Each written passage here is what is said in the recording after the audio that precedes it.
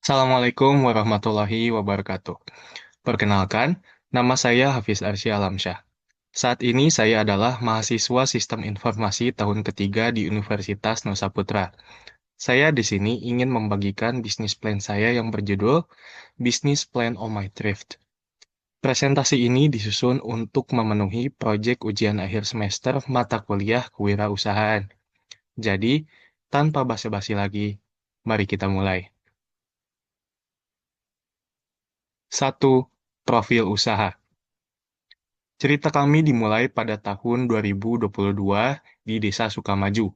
Disinilah kami atau Natrif membuka toko pertama kami, menawarkan jaket gunung dari merek-merek seperti The North Face, Columbia Sportswear, Dickies, dan banyak lainnya.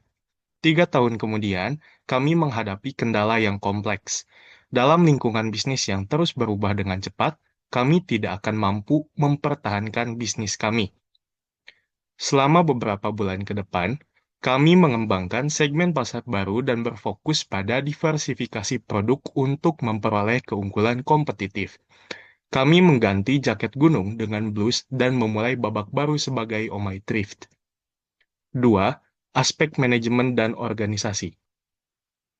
Profit for Benefit Social Enterprise adalah salah satu jenis social enterprise yang memiliki cakupan target yang paling luas karena juga menargetkan pertumbuhan aktivitas bisnis sehingga menjadi sepenuhnya mandiri atau menghilangkan ketergantungan pada lembaga pendanaan.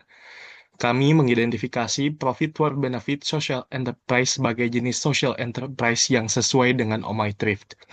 Ini karena Oh My Thrift tidak didirikan di mana para anggota komunitas bergabung dan bekerja sama untuk menyelesaikan masalah bersama. Tujuan utama kami adalah mencari keuntungan, dan kami tidak bergantung pada sukarelawan atau donasi untuk mencapainya. Kami juga tidak memiliki dana sosial.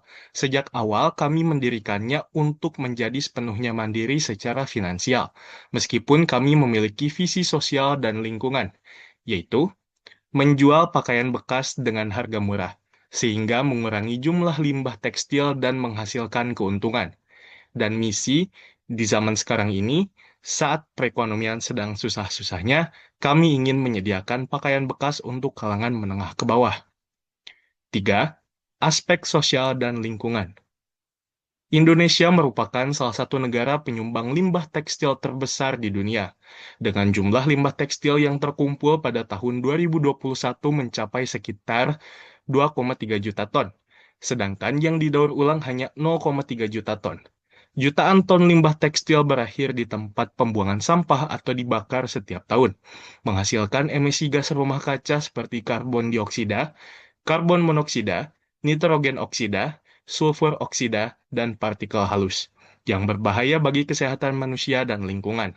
Selain itu, limbah tekstil akan menjadi polutan yang sulit terurai di tanah dan air sehingga menyebabkan berbagai krisis di masa depan.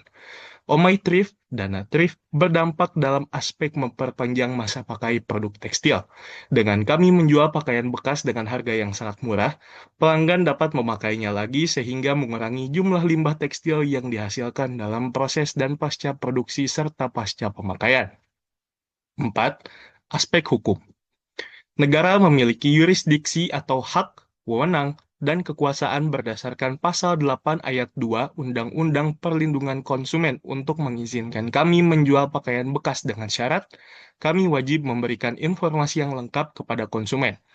Adapun perlindungan hukum untuk pemilik usaha thrifting diatur dalam kurang lebih Pasal 6 Undang-Undang Republik Indonesia Nomor 8 Tahun 1999 tentang perlindungan konsumen. Selain itu, Pasal 1320, Pasal 1338, Pasal 1313, dan Pasal 1458 KUHP. 5. Aspek pasar dan pemasaran. Target dan kebutuhan pasar. Segmentasi pasar adalah proses membagi pasar menjadi kelompok-kelompok pelanggan yang dapat dibedakan dengan perilaku atau karakteristik yang mungkin membutuhkan produk yang terpisah. Salah satu variabel segmentasi pasar adalah segmentasi demografis, yang membagi pelanggan ke dalam sebuah kelompok berdasarkan karakteristik mereka seperti jenis kelamin, usia, dan kelas sosial. Sebagai kesimpulan dari hasil segmentasi demografis, kami sekarang tahu bahwa target pasar kami adalah wanita berusia 16-30 tahun dari kalangan menengah ke bawah. Mereka membutuhkan pakaian sehari-hari sekaligus pakaian untuk berpergian bekerja dengan harga murah. Rencana pemasaran. Hingga saat ini, kami memanfaatkan potensi penuh Shopee Live untuk mendapatkan pelanggan. Sayangnya, jumlah penonton yang berpartisipasi dalam setiap live rata-rata sangat kecil. Jika membiarkannya seperti ini, tidak akan ada cukup banyak peluang untuk penjualan dan pertumbuhan. Untuk mengatasinya, kami berpikir untuk memanfaatkan media sosial. Penjual lain juga menunjukkan perlunya media sosial untuk memasarkan produk mereka. Manfaat dari penggunaan media sosial untuk UMKM seperti kami meliputi peningkatan awareness dan inquiries, peningkatan kemampuan untuk menjangkau pelanggan dalam skala global, peningkatan hubungan dengan pelanggan, serta membuat katalog gambar dan video pendek. Media sosial seperti Instagram memungkinkan kami untuk mempromosikan produk melalui postingan, Reels, dan juga Stories. Pengembangan produk. Diversifikasi produk adalah strategi yang kami lakukan untuk menjual berbagai macam produk. Produk yang kami jual tidak lagi terbatas pada satu jenis saja, yaitu jaket gunung, tapi telah berkembang untuk mencakup berbagai macam produk, seperti blus dan kardigan, sehingga kami dapat menjangkau segmen pasar baru.